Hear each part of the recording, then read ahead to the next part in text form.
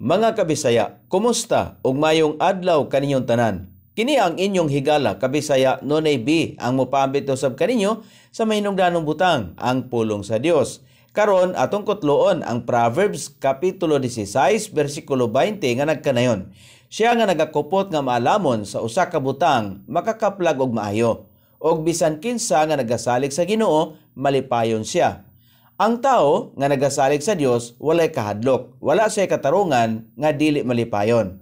Ang usa ka matinuoron nga tawo dili mapakyas tungod kay ang iyang mga customer makasalig kaniya. Ang usa ka matinuoron nga negosyo og pagsalig sa Dios mabungahon. Katong nahigugma og nahadlok sa Ginoo, magmatinuoron dili lamang sa negosyo, apan sa tanan nilang gibuhat. Ang pagsalig sa Ginoo nagdala sa kalinaw ug pagsabot. Salamat ug maayong adlaw.